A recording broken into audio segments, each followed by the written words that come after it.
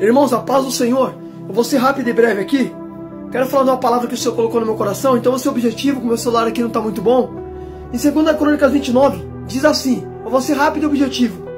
Ezequias tinha 25 anos de idade quando começou a reinar. Ele reinou 29 anos em Jerusalém. O nome da sua mãe era Abiá, filha de Zacarias. Ele fez o que o Senhor aprova, tal como tinha feito Davi, o seu predecessor. Mas no primeiro mês do seu reinado, ele reabriu as portas do templo e as consertou.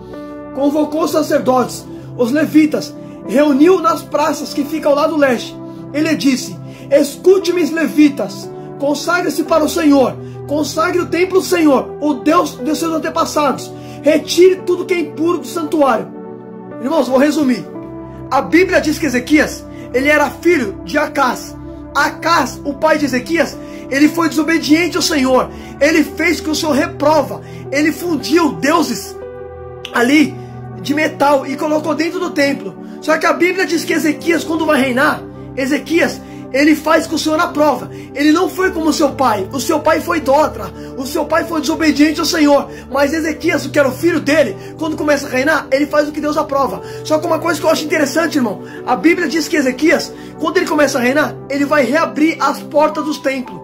Porque a Bíblia fala que Ezequias, ele consertou e reabriu as portas. Porque as portas estavam fechadas. O povo não estava mais adorando a Deus. O povo tinha abandonado o Senhor para adorar ídolos. Só que Ezequias, ele vai reabrir a porta do templo. Percebe que Ezequias, ele vai trazer a adoração a Deus de novo naquele lugar. Através de um rei chamado Ezequias, os levitas e o povo vai voltar para Deus por causa da atitude de Ezequias. Filho, olha que tremendo. Presta atenção, você vai entender onde eu quero chegar. Olha que tremendo, a Bíblia diz que Ezequias, quando ele abre as portas do templo, ele vai convocar os sacerdotes na praça que fica do lado leste. E ele vai falar assim para os sacerdotes e para os levitas. Olha o que ele vai falar para os levitas. Ele vai reunir na praça e vai dizer assim: escute-me, levitas, consagre ao Senhor, consagre o templo do Senhor, o Deus dos nossos antepassados. Retire tudo que é impuro do santuário. Olha que tremendo. Quando ele abre a porta, a primeira coisa que ele vai falar é: retira os ídolos de dentro do templo. Remova a idolatria. Remova, tira daí. Por que ele está mandando tirar? Porque o pai dele, Acás, tinha colocado dentro do templo ídolos de metal. Tinha colocado a idolatria dentro do templo. Uma coisa que Deus abomina. O povo estava abandonando o Senhor. Então estava se dedicando à adoração a ídolos. Estava adorando Deus ali, estrangeiros. O povo estava fazendo culto pagão na época de Acás. Só que Ezequias não. Ezequias se levanta para fazer a diferença. Eita glória! Aí você vai ver que Ezequias fala assim: retira tudo que é impuro do templo. Levitas, percebe que ele vai mandar os levitas retirar. Ele vai mandar os levitas se consagrar. Por quê? Porque os levitas, irmão, e o povo já estava adorando outros ídolos. Já estava adorando a idolatria, estava adorando Deus estrangeiro. Aí você vai ver que Ezequias manda o povo fazer o quê? Retirar.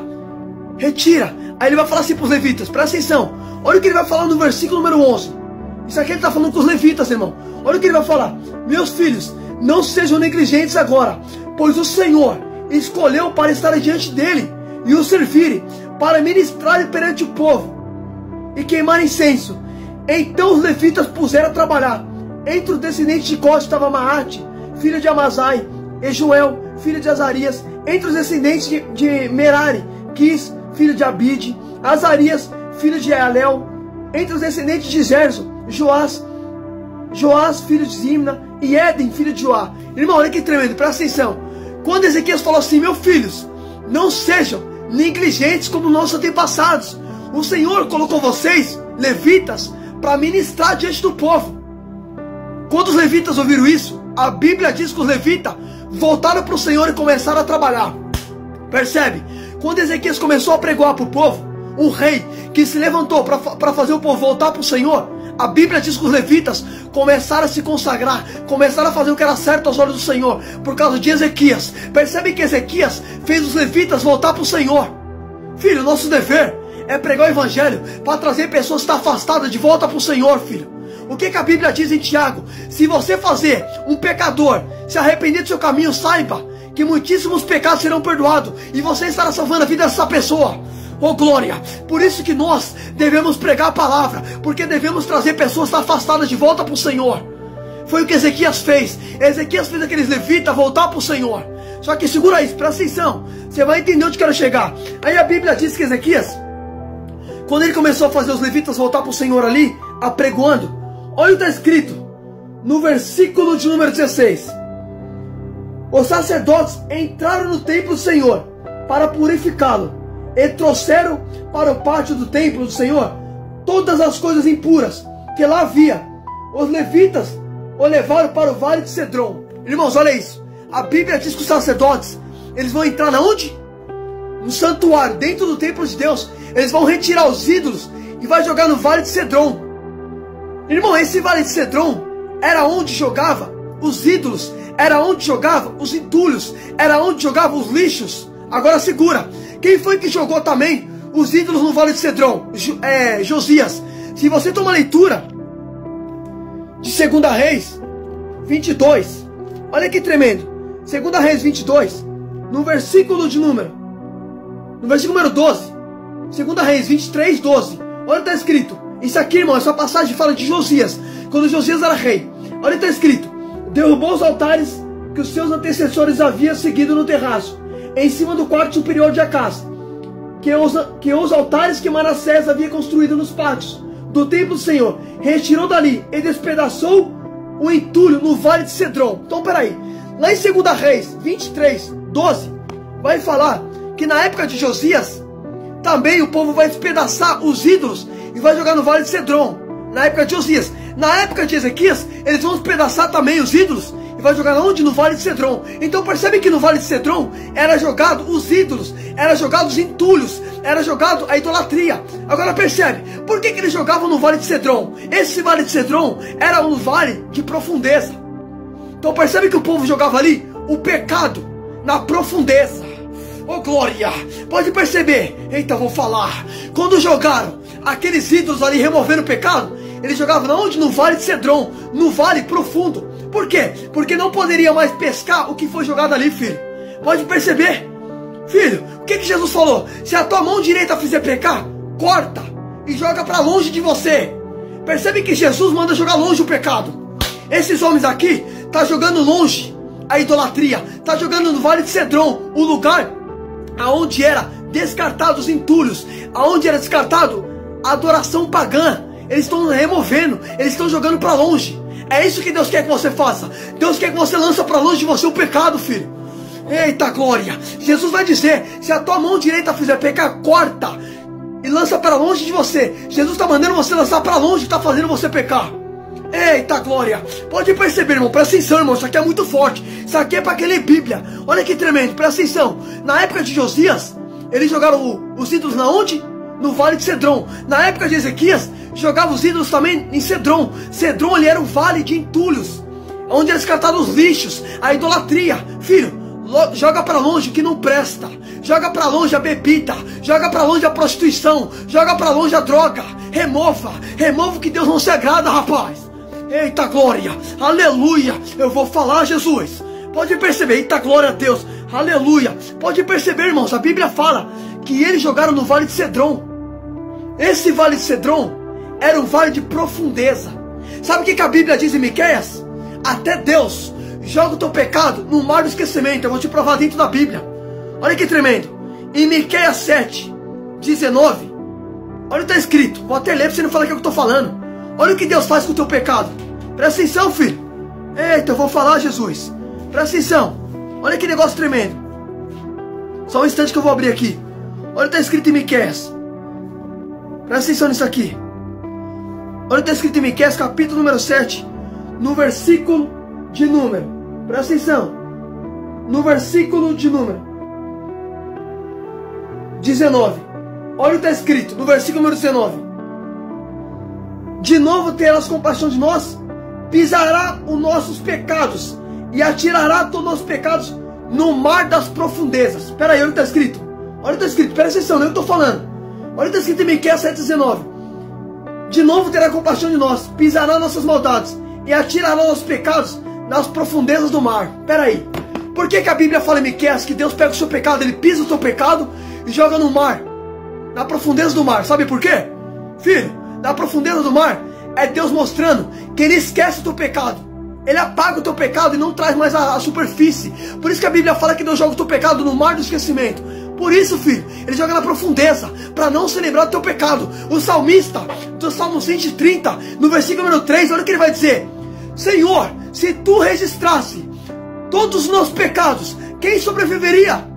Mas Tu, porém, oferece o perdão, para aprendermos a Te temer. Olha o que o salmista vai dizer no Salmo 130. Senhor, se Tu registrasse os nossos pecados, quem sobreviveria? Ele faz uma pergunta para Deus: Senhor, se o Senhor registrasse meus pecados, eu já não sobreviveria. Mas Tu, porém, oferece o perdão para me aprender a Te temer. Oh glória, filho, Deus não registra o teu pecado, filho. Eita glória, o seu pecado foi aniquilado na cruz do Calvário. Jesus pagou o teu pecado. A Bíblia diz que Jesus morreu por causa dos nossos pecados, das nossas transgressões. Oh glória. Eita glória, aleluia, oh glória a Deus, aleluia. O que Isaías falou? Isaías 53 vai dizer que foi do agrado do Pai esmagar o Filho na cruz. Isaías disse que Ele foi moído e transpassado por causa das nossas iniquidades. Filho, Jesus foi transpassado por causa dos seus pecados, filho. Seus pecados, filho, foi castigado em Jesus. Foi Ele que pagou por você.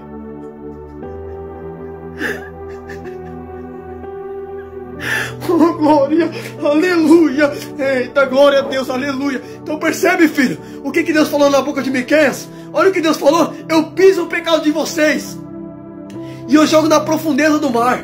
Por que Ele joga na profundeza do mar? É Deus mostrando que Ele joga o seu pecado no fundo do mar para não trazer a memória. Deus é alguém que não se lembra dos seus pecados, filho. Ele exclui de uma vez por toda. O que Deus falou na boca de Isaías? Por amor do meu nome, eu não me lembrarei de seus pecados. Percebe que Deus não é alguém que esfrega o pecado na tua cara. Muito pelo contrário, filho. Quem expõe teu pecado é o homem. Quem expõe teu pecado é o diabo. Eita glória. Você quer ver uma coisa? Vou te provar que quem te acusa são os homens. Você lembra daquela passagem da mulher pega em atos de adultério? A Bíblia diz que os fariseus falaram assim para Jesus: Mestre, essa mulher foi pega no ato adulterando. Irmão, os fariseus estavam expondo o pecado daquela mulher para todo mundo ver. Só que Jesus, Ele vai olhar para a mulher e Ele vai falar assim: filha, vai, não peques mais. Só que você toma a leitura, você vai ver que Jesus fala assim: quem de vocês não tem pecado, atira a primeira pedra. Você vai ver que os homens vão largar a pedra e vai embora. Aí Jesus fala assim para a mulher: mulher, aonde estão que te condena? Porque ninguém ficou ali, ninguém condenou aquela mulher. Aí Jesus fala, ela fala: Senhor, ninguém me condenou. Jesus fala: eu também não a condeno, vá e não peques mais. Percebe que Deus não é alguém que te atribui de acordo com os seus pecados, filho. Deus, Ele tem misericórdia e tem amor de te perdoar. Deus quer perdoar você, mas para Deus perdoar é necessário você ter um reconhecimento diante dEle. É necessário, filho. Oh glória, presta atenção numa coisa, irmão, isso aqui é muito forte. Oh glória, olha o que a Bíblia fala, irmão, nem eu estou falando. Olha o que Deus falou na boca de Miqueias. Miqueias 7, no versículo de número 19. Olha o que Deus disse: eu piso o pecado de vocês e eu lanço no mar, na profundeza do mar. Primeiro Deus pisa, Ele esmaga o seu pecado e depois joga na onde? No mar, na profundeza do mar. Filho, Deus não é alguém que joga o seu pecado numa profundeza do mar e depois Ele pesca para jogar na tua cara. Não, Deus não te acusa pelo teu pecado, filho. Por isso que o salmista vai dizer: Ele não nos trata conforme nós merecemos. Deus, filho, Ele é um Pai misericordioso. Deus tem mais prazer em perdoar você do que condenar você. Oh glória, aleluia. Oh glória. O que a Bíblia diz em João 3, 16 e 17? Está escrito assim: porque Deus amou muito de tal maneira que deu seu único filho, para que todo aquele que nele crê não pereça, mas tenha vida eterna. Pois Deus enviou seu filho ao mundo, não para condenar o mundo, mas para que este fosse salvo por meio dele. Percebe que Jesus, Ele veio para te salvar e não para te condenar.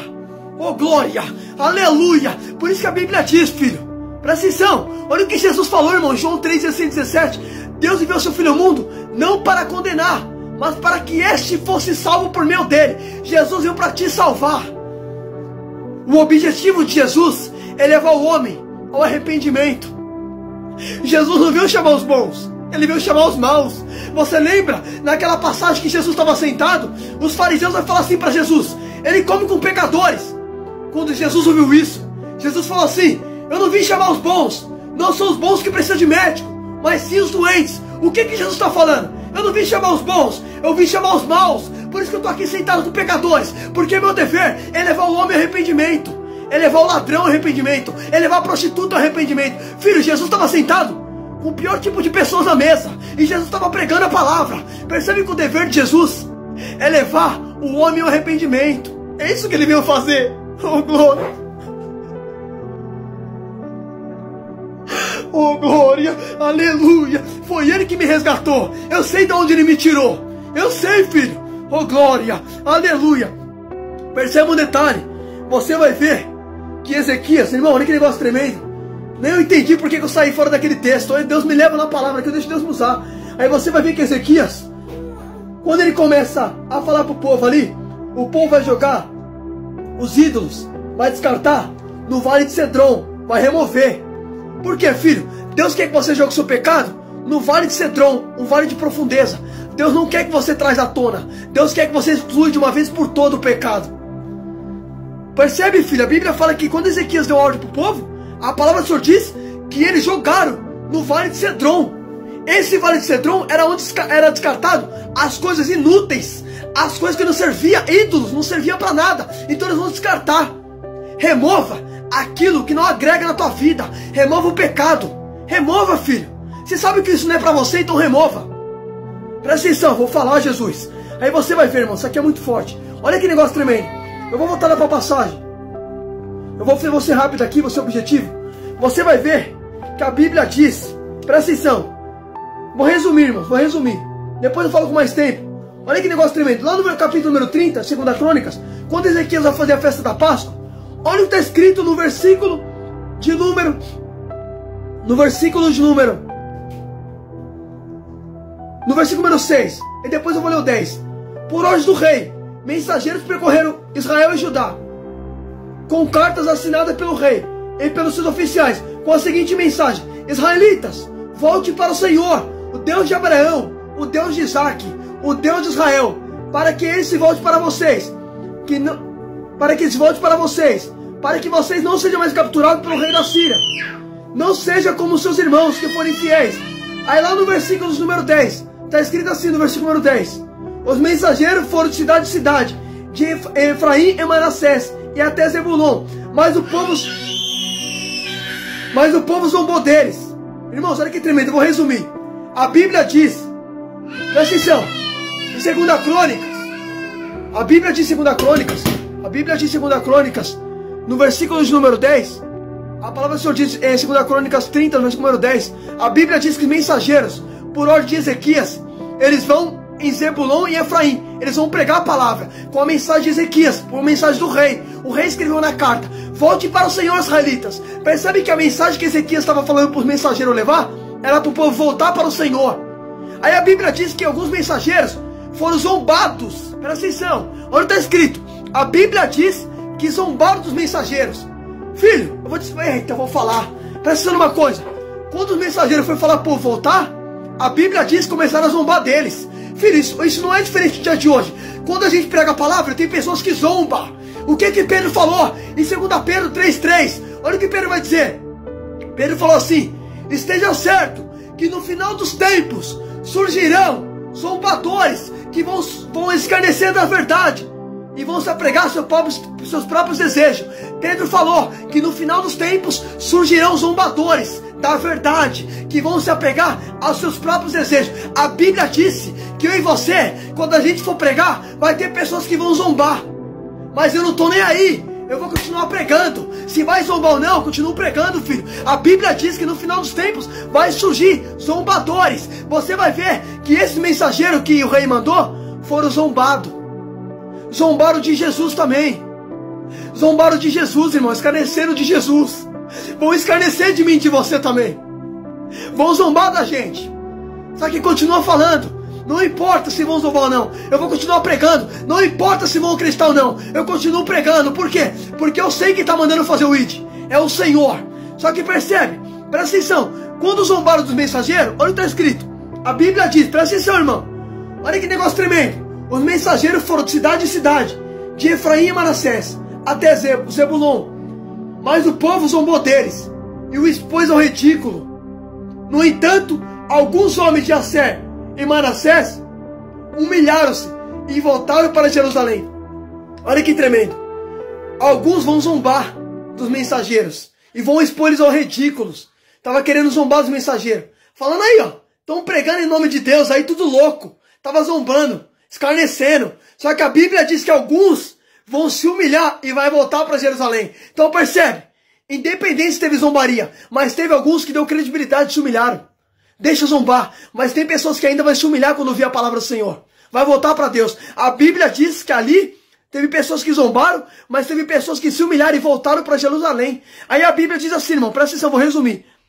Lá no versículo de número, depois você lê, lá no versículo de número 17 adiante, a Bíblia diz que uma multidão voltou para Jerusalém. Então percebe, por causa daqueles mensageiros, uma multidão voltou para Jerusalém. Filho, continua pregando, continua falando, independente se vão zombar ou não. Percebe, por causa daqueles mensageiros, uma multidão voltou para Jerusalém. Teve gente que zombou, mas teve resultado na mensagem. Deixa zombar, deixa falar. Você sabe quem você é em Deus, continua fazendo o ídolo do Senhor. Esteja certo que vai surgir zombadores. Pedro alertou a gente. 2 Pedro 3,3. Lê. Pedro falou, no final dos tempos, surgirão escarnecedores, que vão escarnecer da verdade, vão zombar, não vão dar credibilidade, vão regularizar vocês, vão apontar vocês, vão rir na cara de vocês. Filho, o que Paulo falou? A mensagem da cruz é loucura para o mundo, mas para mim, ela é o poder de Deus. A Bíblia, para o mundo é loucura, mas para mim ela é o poder de Deus. Eu creio no que está escrito aqui. Por mais que vão acreditar ou não, eu continuo fazendo ID, porque eu creio nesse livro. É aqui que eu acredito. Paulo falou isso. Eu não me envergonho de falar da mensagem da cruz. Eu não me envergonho. Paulo falou isso, muito pelo contrário. Filho, se nem Jesus se envergonhou de mim, morreu por mim, por que eu vou ter vergonha de falar dele? Jesus vai dizer, se vocês tiverem vergonha das minhas palavras e não me confessar diante dos homens, eu também vou te negar diante do Pai. Mas aquele que me confessar diante dos homens, eu também confessarei diante do Pai e diante dos anjos. Você está entendendo? Por isso que a gente não pode ter vergonha, filho. Você tem que falar. Prega, irmão. Independente se vão dar credibilidade ou não. Faz o ídolo do Senhor. Reflita nessa palavra em nome de Jesus.